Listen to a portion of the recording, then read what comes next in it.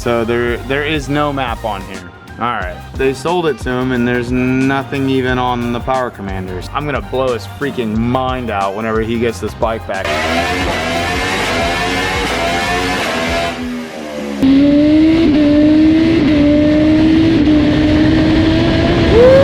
This sounds ridiculous! Alright guys, welcome back to another episode on Proven Power Cycles. For those of you who don't know me, my name is Eric and I am the tuner here at Proven Power Cycles. Today, we got 2022 R1 in.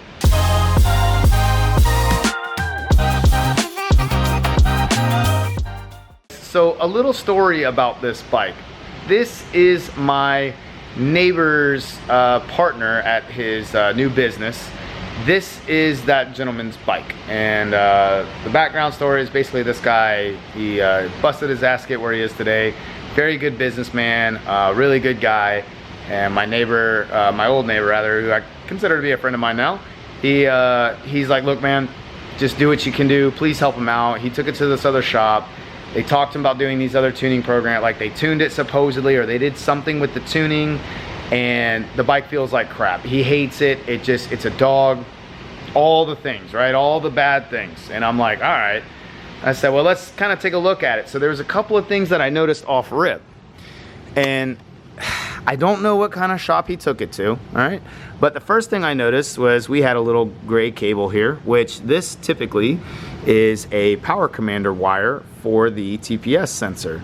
This is what they tap into to get your TPS readout in the Power Commander, because it's tuned via alpha N tuning, which is TPS versus RPM. That's how that tuning works. And once I noticed that, there was some other wiring on the other side that I noticed as well. I was like, they must have put the Power Commander on, maybe downloaded a map. I don't know. Honestly, I really don't know until I go into the Power Commander and actually just look at the notes, which some shops don't even notate it. Unless I go in there and look at those notes, that's the only way to really tell. You know, they could have downloaded a map. Who knows? I don't know yet. I haven't dug into this yet, but they told him it had a tune, and they also installed this three-quarter Yoshimura exhaust pipe. It's an Alpha Series exhaust. It's a 3/4 system, which means they've deleted the cat and the muffler, the OEM, the factory, and they installed basically this little number. It bolts in from the header, and then it has right here, that's the little Y, and then it comes out to this muffler here. They also installed the silencer, which is a very common thing that I see with exhaust systems that are coming from a lot of the companies nowadays. Kropovich does it, Yoshimura does it, and Ford does it. They all pretty much do it, right? It's good and all if you don't have a tune, but in this case, once you delete the cat and everything off these bikes, they drive like total dog crap. The new Power Commander units, they are good. I'm not gonna say anything negative necessarily about them, but they're just very limited, and it's not as much as we can do through the ECU. So after speaking with them for a little bit, I was like, look, we got you, don't worry. I already have an idea. I already kind of know what's going on. So, and aside from that, as you could kind of see, he did say that the owner is just basically so unhappy with the bike that he doesn't even really drive it. And it's very, very clear because we started looking at it, and look, they said, yeah, it just kind of sits in the back of our shop. They have a warehouse, and they're like, yeah, it just kind of sits in the back there collecting dust. Admittedly, he hates to drive it. I was like, dude, this bike is brand new. He should be loving driving this bike. These bikes are one of the funnest 1000s to ride. I mean, honestly, I don't know. I love power. I love making power, and I love when a fast bike rides smooth, and it does all the things that it's capable of doing. And to be honest with you, you know, seeing this thing sit around, it's like, yeah, man, I mean, clearly he's not enjoying the bike. Otherwise, he'd be riding it and taking care of it. So we're gonna fix all of that for him today. We're gonna do a lot. We're gonna flash the ECU, we're gonna pull this out, we're gonna look at the Power Commander mapping, we're gonna see what's up with that, we're gonna detail the bike, we're gonna clean it all up for him. We're gonna do a bunch. I wanna take you guys, and I wanna show you guys kind of the difference. So now again, I don't know what shop it was. I don't know if it was a dealership or another shop out by them, I'm not sure. But what we're gonna do, we're gonna baseline it. We're gonna show you guys basically how it's running right now, which I'm not touching. Like I said, I'm not gonna touch the Power Commander or anything like that. I have it already hooked up, fully ready to go on the dyno, or run on the dyno. So I'm just gonna run it on the dyno as is. Then I'll get into the Power Commander, start looking at the mapping and seeing what's going on. Then I'll remove the silencer rerun it, and then I'll do the ECU flash, and we'll see what the baseline looks like with the ECU flash, like a bench flash, if you will. So we'll see how it's running like that, and then we'll do the full tune. So this is gonna be a cool one. I hope he enjoys this episode, and I hope you guys enjoy this episode too, and I hope to teach you guys something here real quick, and we'll go from there. All right.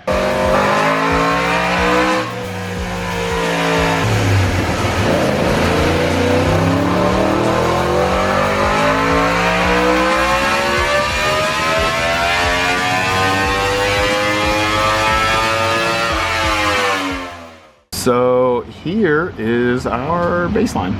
The AFR basically goes off the charts here, completely off the chart, but I want to say that's more of my sensor acting up. I think that something's going on in the sensor, to be honest with you. I'm not sure, but the bike wouldn't pull even this hard if the sensor, or if this air fuel was off the chart like that. So I think I'm having an actual sensor problem and not more or less. I mean, yeah, the bike's running lean, I get that. It's running stupid lean all the way across the board, and honestly, actually, this could be something in the power commander. Let me look. But I'm gonna go over this. So we're at 106 horsepower with 53 foot-pounds of torque. So a 600 basically makes about the same horsepower, a little bit less torque, but yeah, 600 cc engine makes about 110 to about 100 and, I don't know, 125 or so for a strong 600. So yeah, this thing is way down on power. I'm gonna blow his freaking mind out whenever he gets this bike back. He's gonna shit himself. So I'm gonna go into the power commander first. I'm gonna see if there's something going on in the power commander. I'm gonna make sure that they didn't do something like take out all this fuel and jack the bike up. So I'm gonna go into that first, and then after that I'm going to take the silencer out, see what happens then, and then so that way, because I want to make sure that we're not having another type of issue, a mechanical issue with the bike. So I'm gonna kind of break it down, guys, and then kind of go through the steps that I normally go through to diagnose bikes. So we usually have to diagnose a lot of bikes with issues such as this to see, all right, what's going on? Can we fix it quickly? And this is something that a lot of good dyno tuning shops will do. They'll actually take the time to diagnose the bike, not necessarily go, all right, take this, go, leave, fix it, come back. I don't have time for that. So there are some tuners out there that will kind of shoo you away once you run into an issue. You know, I mean, whatever. Everyone has, I guess, their different methods. So, but we don't do that. We try to figure it out. We try to figure out what the issue is and then resolve it and then keep it moving. So there is no map on here. All right. So basically, whatever shop sold him the power commander unit, they sold it to him, and there's nothing even on the power commander. So I'm sure they charged him for the install too. So I mean, either way, there's zeros. So whenever you see zeros in the entire map, that means that there is no map. There's nothing in there. This is for the auto tune, notes, stock, yeah, nothing that pops out. And again, no map, nothing. Now that I know that, so that's not gonna really be doing anything to the mapping. So the next thing I'm gonna do, I'm gonna swap my sensor out, which they're about due. We're supposed to be swapping them out about once a month, once every 2 months. So it's about due. It's been about a month and a half now since I swapped the sensor. So I'm gonna take this sensor out. I'm gonna put another sensor in. I'm gonna run it again just to see what it shows. If we start going super lean again, the only thing honestly after that, really is gonna be a fuel pump. So fuel pump or injector related, it's gonna be a fueling issue for sure. So we'll see. They did say this thing drives like crap. So we're gonna see. We're gonna go down the rabbit hole and figure it out.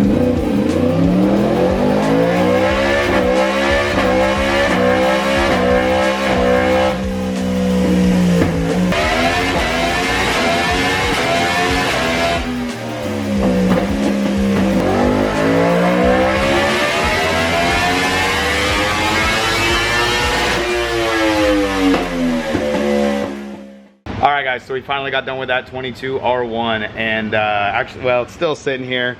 The last thing we need to do, we're going to do a full wipe down. So whenever you do get an ECU flash and dyno tune with us, for the most part, we do a wipe down on your bikes. There's some bikes though that come in with a ton of bug guts and dirt and stuff like that on them, and unfortunately we won't do the wipe down on those. But the light dust and some of these other things, we do have a detail kit that we run over the bike real quick with and clean it all up. As you can see, this bike was super dusty in the beginning, and we got it all nice and cleaned up. So there's a couple more spots I need to hit on it and clean it up, but it looks fantastic. So on to the numbers though.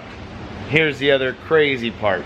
The baseline, when it came in, was only at 107 wheel horsepower and 53 foot-pounds of torque. He's not necessarily the owner that brought me the bike, but it's one of my, actually one of my old neighbors who used to race sprint cars. I believe it was dirt track sprint cars. So this is his business partner's bike that he brought to us. Long story short, he does not race the bike.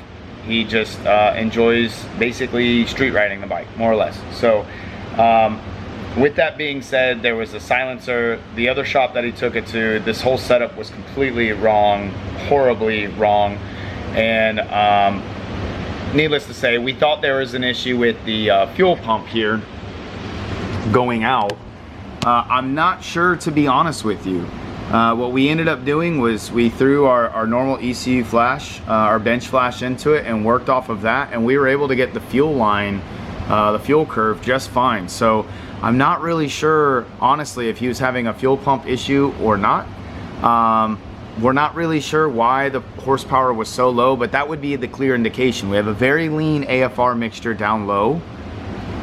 We have a very lean AFR mixture down low, and then it kind of comes close and then it basically just goes off the chart. And as you can see, we got very lean here at this low RPM, and notice how we were struggling to make power. You know, I mean, the bike was clearly struggling to pull through. And then as we came back closer, the bike started to pull up a little bit, and then we went straight back lean. And then notice again, the bike is just struggling to make power.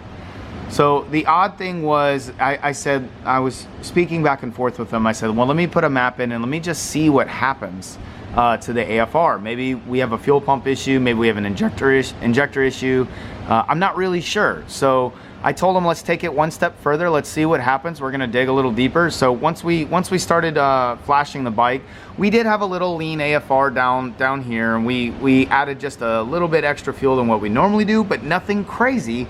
And we were able to smooth out the line pretty damn good. Now, we also had a couple of lean spots here and at the very end of the curve, but again, guys, at the end of it all, I usually go up, well, I had 5% here, 5%, 2% there, and we call it. And this is also right after the stacks change, so usually you get a little fluctuation around that area. So anyway, we cleaned that up, but the bike ended up pulling and making fantastic power. I mean, considering that we have just a Yoshi slip-on system and that's it, 180 wheel, I am beyond happy with these numbers. So this is actually very, very strong considering the modifications that are done for this bike. So massive gains. You know, we're picking up 70 horsepower where we have it targeted here at 12,000.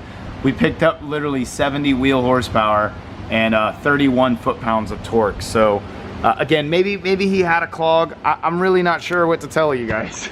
That's the thing with tuning and running the bikes on the dyno, and the customer did say, or rather my neighbor, my old neighbor, my friend, he did say that when he was driving the bike that it was stuttering really badly and that it didn't really feel like an R1. He kept saying that. He said, man, you know, I'm not really a bike guy per se, but you would think that an R1 would pull like really strong. He's like, this thing just didn't really have anything. There was like nothing to it.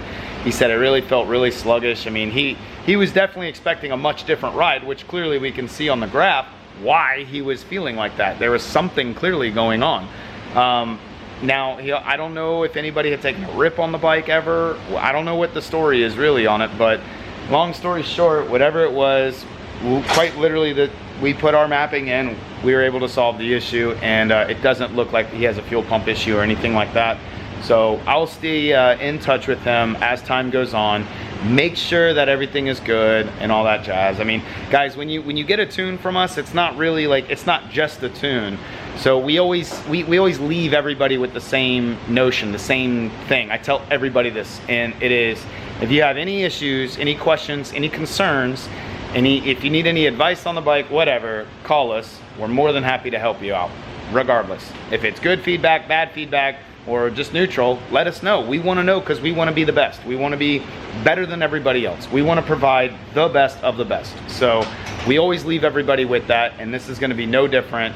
I'm going to leave them with that, leave them with my number, the actual client that owns the bike, leave them with all my information, so that way they can call us and get in touch with us if they have any problems again, with the bike for whatever reason. We'll end it on that note though, guys. So thank you for viewing. I appreciate you guys more than you know. I'm staying late again to film this for you guys. I really hope you appreciate these videos. We're really enjoying making them. It's a lot of work. I always say that because it really is, it's true. It's a lot of work to do this crap, but I'm enjoying it, and I hope you guys are too. Thank you so much for being a part of this. Thank you for our growth. We love you guys. See you on another episode.